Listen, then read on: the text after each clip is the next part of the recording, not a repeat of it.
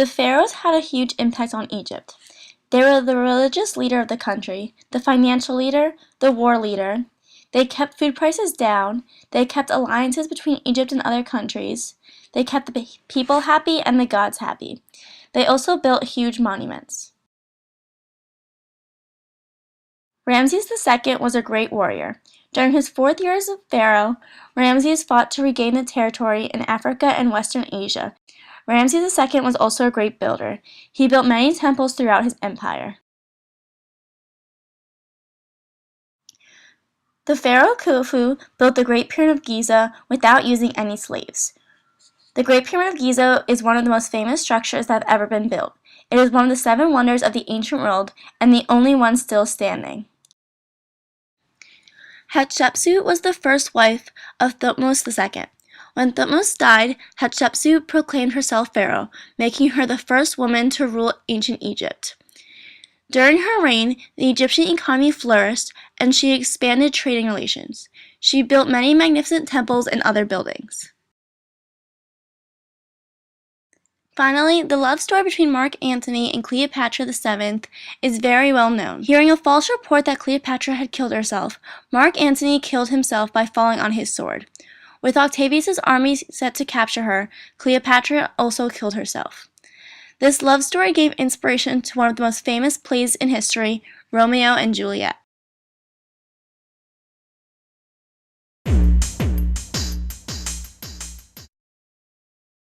One of the things for which the ancient Egyptians are most famous is for building pyramids. Pyramid building requires great skill, mathematical and engineering knowledge, and practice. Pyramids are all fundamentally the same shape, but as the ancient Egyptians advanced and their knowledge of engineering and mathematics improved, the sides of the pyramids became more sophisticated. The pyramids developed from a step pyramid to a bent pyramid to a great pyramid. So the structure of the pyramid showed the Egyptians' intellectual development. The pyramids are still one of the world's best architectural achievements. The kings used to be buried inside of tombs. The tomb itself was usually composed of 2 distinct parts, the chapel and the crypt. The highly decorated walls of the funerary chapel accommodated a false door. This was the symbol linking the living with the dead, and there was a carved image of the tomb owner. The halls were flanked by several smaller rooms housing the deceased's provisions. The Egyptians were intelligent enough to protect their tombs from thieves by building traps such as false passages, hidden holes, and falling rocks.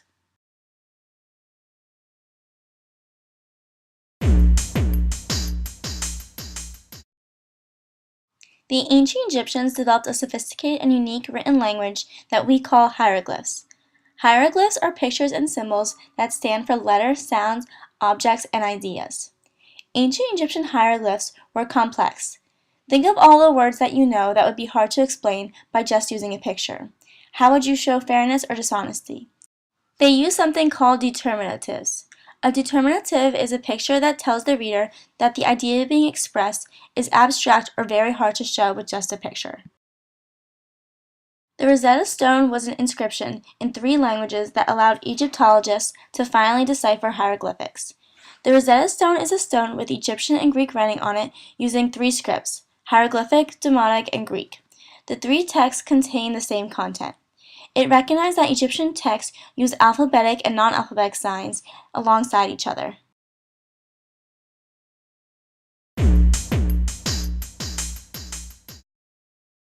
The ancient Egyptians thought of the Nile River as a kind of god. It flooded once every year, creating fertile soil for growing crops. The Nile River is important to the ancient Egyptians because it kept them alive and it gave them water to drink. It also grew the material made to make papyrus. It provided water for crops, a way of transportation, water to drink, water to bathe in, and many other useful things. The length of the Nile is around 4,132 miles.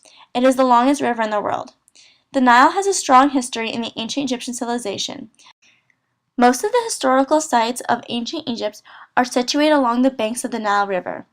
About 40 million people, which is half of Egypt's population, live in the Nile Delta region today. Also, the famous Rosetta Stone was found in the Nile Delta in the town of Rosetta.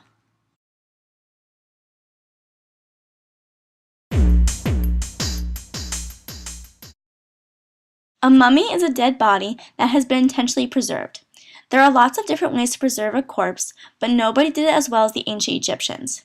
They had special techniques that perfected over centuries. The ancient Egyptians were so good at the practice of mummification that we are still discovering their mummies today. The ancient Egyptians are famous for making mummies, but it took them centuries to figure out the best ways to preserve their dead. It was complex, took many days, and always began the same way, with a corpse. Ancient Egyptians mummified not only humans, but animals too.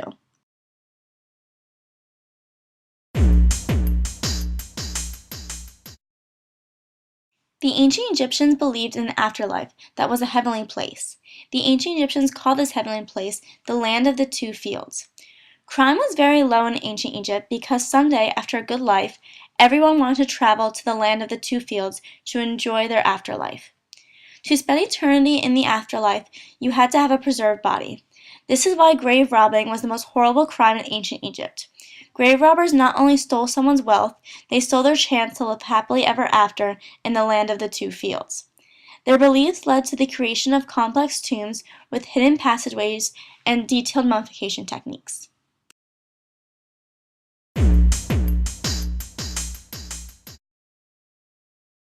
The Book of the Dead is a modern term for a collection of magical spells that the Egyptians used to help them get into the afterlife.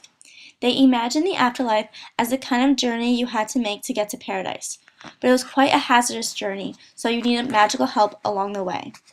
It has been proposed that the Great Pyramid of Giza is the Egyptian Book of the Dead symbolized in stone, that the Egyptian Book of the Dead refers to an ideal structure and to the passages and chambers therein, and that these passages and chambers follow precisely the order and description of those of the Great Pyramid. The Book of the Dead isn't a finite text. It's a practical guide to the next world, with spells that would help you on your journey. The Egyptian religion was so intricate that they even had this set of rules to follow after they had died.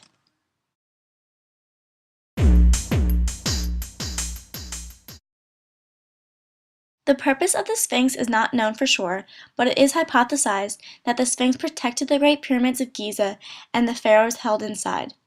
The Sphinx, along with all the other magnificent Egyptian structures, exemplifies the great math skills that the ancient Egyptians obtained. The Sphinx has been a symbol of Egypt from ancient times to the present. It has inspired the imaginations of artists, poets, adventurers, scholars, and travelers for centuries. The Great Sphinx of Giza is the greatest monumental sculpture in the ancient world.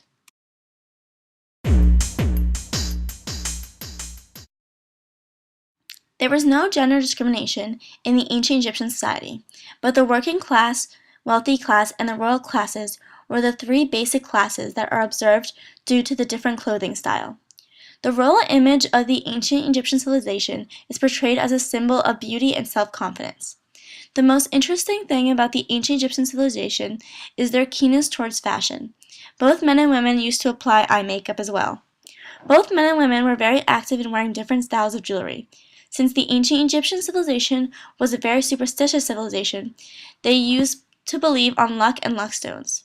Therefore, their jewelry also contained different kinds of minerals and stones. Makeup and fashion trends also determine the sexual characteristics of the ancient Egyptian civilization. Since these people were very active towards fashion, makeup, jewelry, and adopted a specific dress style, they also focused on a fit figure with slim and smart bodies. Therefore, they usually followed a balanced diet program to maintain the level of nutrition. The different dressing style and clothing choices among the different classes of the ancient Egyptian society also indicates the health of a cultured member of the society. The activities towards fashion that includes both paints and jewelry altogether describe the various cultural standard of the physical appearance of the ancient Egyptian civilization.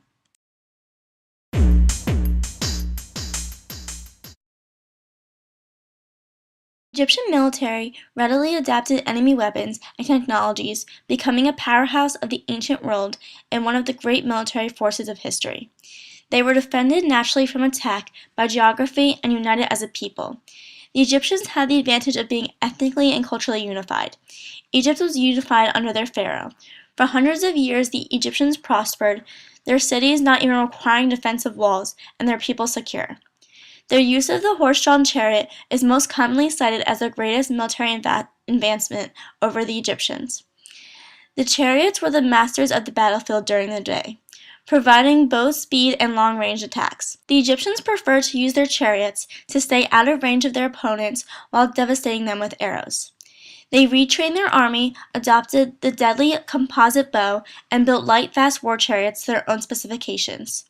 However, the document Daily Life in Egypt in the Blue Book emphasizes how being a scribe would have been a better profession than being a soldier. Soldiers were above scribes in the class system, but some Egyptians believed being a soldier was too dangerous.